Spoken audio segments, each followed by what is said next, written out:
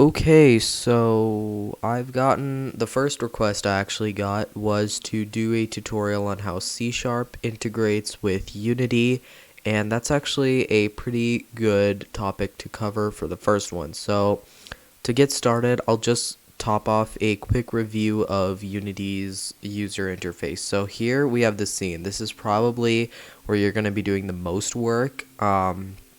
As far as graphics are concerned and how your game looks. So I'm in perspective mode. If you go into isometric and left click, you can do that movement. But if you go into perspective, press Alt and right click, you can do the same thing. Personally, I like this because it just looks more clean. This is more if you want to do flat and proportional to align stuff maybe. Now let's say we want to import something into the scene. To do that, we'll go to the hierarchy, we'll left click, and now we can create something from here. You can also go here and do the same thing from here. Now we can create an empty object that really does nothing, but you can attach scripts to it, which will be discussed later. So right now I'm just going to delete this. And I'm also going to go here, and you can either create a 3D object. You can choose from any of these. Wind zone is not something we'd worry about right now, neither tree or terrain. Not really any of these. 3D text is, well, I mean, it's very self-explanatory. I mean, this is just a 2D square, but you can also create a 2D object, which you can import in your own photos, which is a pretty cool feature. You can choose to import like particle systems if you want to create fires or explosions or whatever. You can choose to add in a light, which will change how bright or dark certain areas of your game are. You can go to audio and change audio source, which will actually play 3D audio, which I think is pretty cool. Audio reverb is just echo. Reverb is really just echo, yeah. Video player, you can import your own videos into it. And so basically you have all this UI, and camera is, well, your camera, how you look. So I can keep going on like that. But let's say I want to import something, maybe my own assets, maybe my own 3D models or whatever. So to do that, I'll go to my project. So this is really where I store all my outside assets. This is just like Unity's built-in packages. You don't have to necessarily use all of them, but you might use some of them. So this is the scenes. Right now we're in a sample scene. And if you want, you can always press Ctrl S to save, and then you can right click and press import package. You can import a custom package. Remember that the file type for a package is .unity package, or you can import a new asset, which is maybe like a 3D model or a script that you wanted or anything. So, or you can actually open up your file explorer and simply drag in whatever file you want. Okay, so let's say I want to see my game. To do that, we'll go to the game view. This is where your game will actually be played, and when you press the play button, you'll be playing the game inside of here. And a shortcut I like to play the game is Control P. That will play the game. Now, let's say I logged something in the console and I want to see what exactly is happening. So let's say I did like debug.log, which we will learn about later. So to do that, we'll go to the console, and we'll usually see logged messages here. So yeah, and if we ever want to see like the properties or anything we can change out of any of the things in our hierarchy, to do that, we'll go to our inspector. So right now this is kind of blank. We'll just create a 3D object, let's say cube, and we'll press F to focus on it. That focuses on it. I'm just going to scroll in and out, and you can see that I can pan around, and you can also choose to enable lighting if you wanted. And so one useful thing I like is to take the transform and reset that. So that's where you can do that. And there sometimes your cube or whatever thing will have this peachish yellow tint, and so to do that, to fix that, we can go to directional light and change this color, and you can see it actually affects, and we can change it to white. So before we had something like this, and now I can just drag it to white. Cool. So now it's time to actually integrate like a script with Unity. And so I will actually create a 3D object, and this 3D object will be a cube. I'm going to reset the transform, and instead I'm going to make the Y position -1. That way it'll be the floor, and I'll scale it by 10 on the X and the Z, because if I do it on the Y, this will happen, and we obviously don't want that, or at least I don't. And yeah, so to create a script actually, and one thing I want to do is add a rigid body. It seems that I already typed it, but to add a component, you can either go physics or choose anything in here, or you can just type it in and it will be added. And the rigid body is just physics, nothing too fancy. And so if I actually play this game, or I can press Control P like we said, it'll actually fall. And if I drag it up, it'll fall again. So that's a pretty neat trick that I like to use a lot. And like I can make it fall off, and I can just press the button to reset it, or Control P again. Now anyways, about the script, all we need to do is add component. Let's type in player controller. Now you can see that nothing actually pops up besides new script. However, that is what we want. So let's click new script, player controller, and hit create and add. Now normally in other versions, like very earlier versions, you were able to choose between C# and JavaScript, but they removed JavaScript. I'm not actually sure why, but I hope to find out. Just a little fun fact for you. So right now, you can actually see that in the project, we have this player controller. Now, normally what people like to do is create a folder and call it scripts, or whatever you want to call it, and just drag your script files in here, and you can double click it to open it. Right now mine is taking very long to load. So you can either double click this, or you can go here and double click this, and that's exactly what I'm gonna do. Now for me it'll open Visual Studio because that's the IDE I chose. You can download Visual Studio. I will have a link in the description to download it. I'll also no, I don't need to give it for Unity because you already have Unity. But for Visual Studio, you can do that. There's also other IDEs, integrated developers environments, that you can choose from. You can choose Writer by JetBrains. You can choose MonoDevelop. You can choose anything. And right now this is not responding. That's completely normal. Sometimes it does that.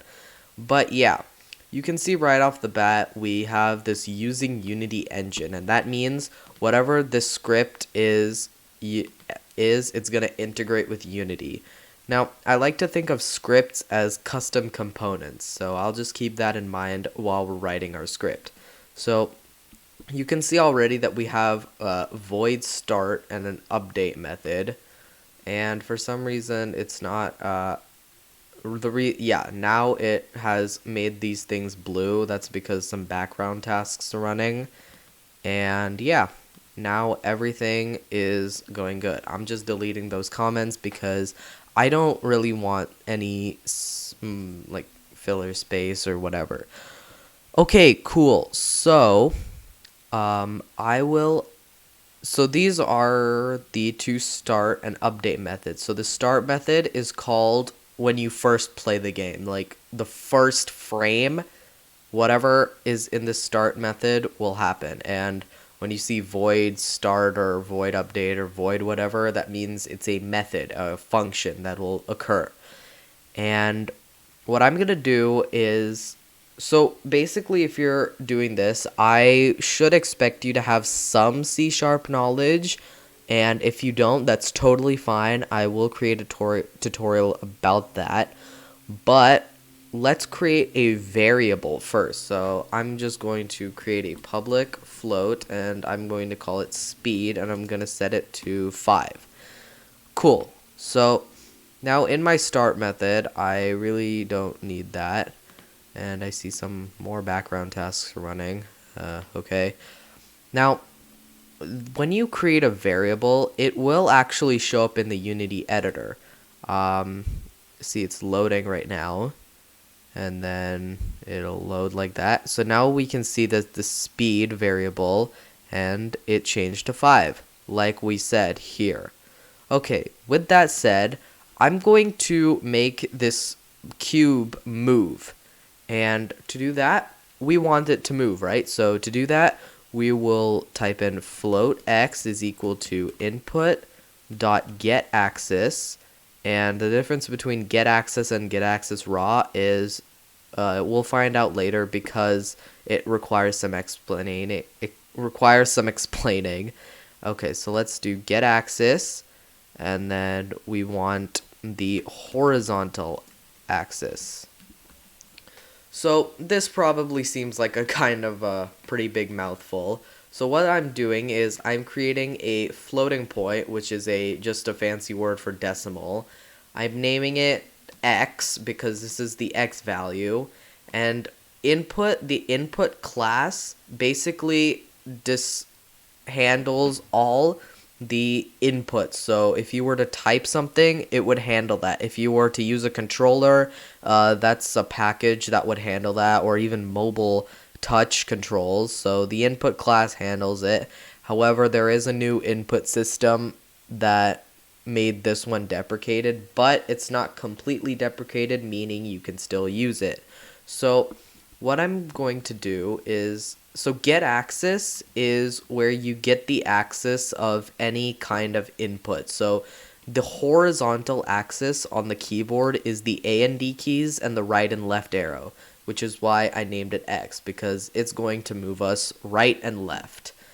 So with that, I will do the same thing for the Z axis, so WS and the up and down arrow keys. So to do that, we'll do float Z is equal to input dot get axis, same as that. And instead of doing horizontal, the opposite of horizontal is vertical. Cool.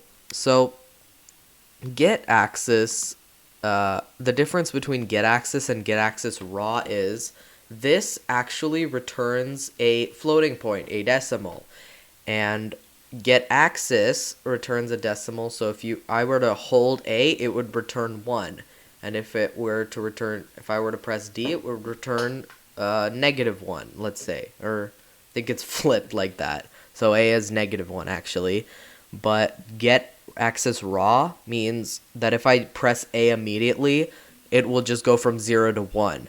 But if I do get axis without the raw, it will do like a smoothing. It will gradually increase to 1. And in that case, I want it like that, so I'll just use this. Now, we need some way to take this variable information and put it to use so that the cube moves. To do that, I will type in transform, and this transform is the vector entity, like the position, rotation, and scale. I expect you to know kind of what a vector is, like, so this basically handles pretty much all the information, almost all the information of this cube that we're trying to move. And so I'll type in dot translate, and if you're familiar with rigid motions, translation is where we move a thing, not rotate, not scale, not reflect. We translate it.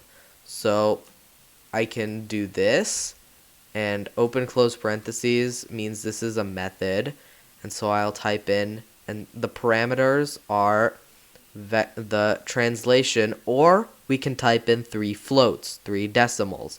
So I'll type in x for the x-axis, meaning right or left, 0 because we didn't actually move anything on the y-axis. We don't want to jump just yet.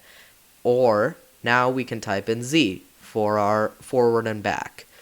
Okay, now that happened, I actually want to do a bit of modification. So we need this speed to be integrated because we didn't actually do that. So I will multiply this. To do that, we'll multiply this by speed, and we'll multiply this by time dot delta time. And what time dot delta time is it's how much time has completed from the previous frame to the present frame. So that's a very useful thing. And I'll just delete and put a semicolon again so that it makes these nice spaces which I want.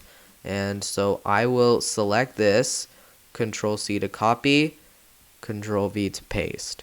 Cool. Now we can go back to our Unity editor, which will take forever, obviously.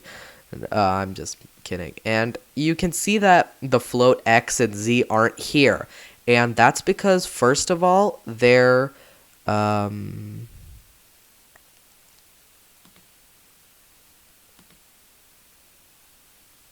yeah, we don't need that. Yeah, I have no clue why it's saying that. Yeah, we don't, yeah, sometimes that may happen, that may not happen, but, okay, this is a material, but we can see that the float X and Z, as here, are not there, but that's because these we didn't put public, and if we do put public, it'll throw us an error because you're not allowed to do public inside a function.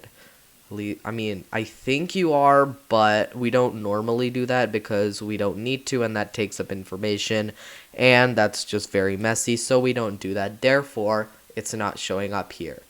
Okay, now I'm actually want the I want the camera to be here, and so I'm just going to align it as well as I think I can. I might go into isometric view and just align it there. And I'm going to take the camera and press Control Shift F to align it with my view. And I see that's very, the lighting isn't the best, so I'm just going to Control Shift F again, and I like that view. So what we're going to do is we're going to play. Remember, you can also press Control P, and you can see that we're moving around, and you might need to, so I see that this is forward, and that means I want to make the camera like this so that it doesn't look so weird. And this is okay lighting too. Cool. Now we can see that whenever I press all these keys, it moves around. And that's a short tutorial on how C# integrates with Unity and how that exactly works. I hope you learned something from this. I hope this lesson was valuable, and I will see you in the next video.